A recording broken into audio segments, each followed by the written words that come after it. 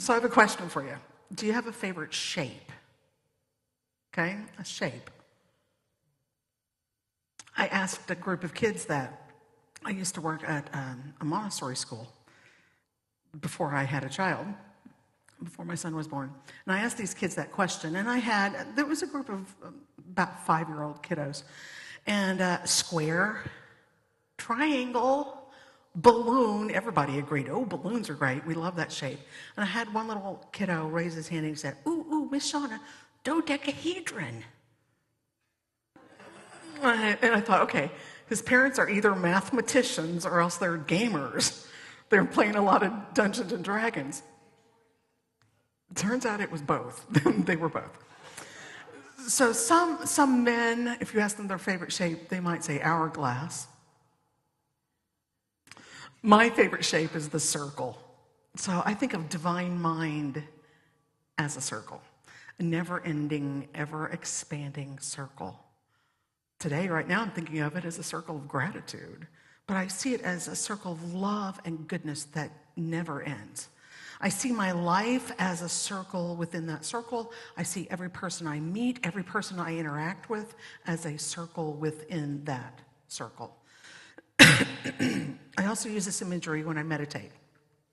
My breath in and my breath out is a circle.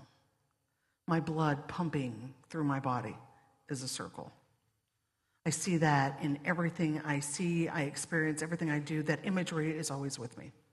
I think our experiences, our relationships, our physical life, from birth to death to possibly rebirth, is like that circle too. Everything I do as a metaphysical minister, as a metaphysical mystic, I see with that imagery of the circle. God speaks to me in circles.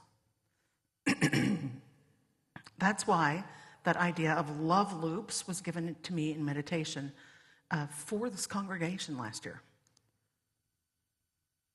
It was given to me along with that little song that we're going to sing later today, that love loop song. I give to you, you give to me, the circle, the cycle is complete. When we give in thoughts and words and deeds, we share the love with each other. When we give in thoughts and words and deeds, we join as sisters and brothers. The idea of love loops is a great way to understand prosperity and abundance. And Unity has a lot of great metaphysical master teachers when it comes to that subject. And when I use the word metaphysical, I want to make sure that we go back to the origins of that word itself. Unity is a metaphysical spiritual community.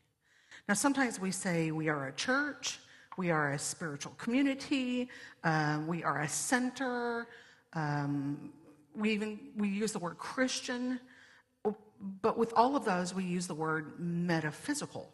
So what does it mean? Meta is a word that we have to thank the Greeks for. So much of our language we do, so much of our philosophy and our science go back to the Greeks. So the ancient Greeks used the word meta to mean beyond. Sometimes they use it to mean after or behind, but it was beyond this thing is this. Right? So when we use metaphysical, we're talking at what is beyond the physical, right? Does that fit with your definition of spirituality? Does that kind of make sense to your spiritual path? Because it certainly does for mine. I'm looking at what is beyond just merely my physical experience. I'm looking at the metaphysical.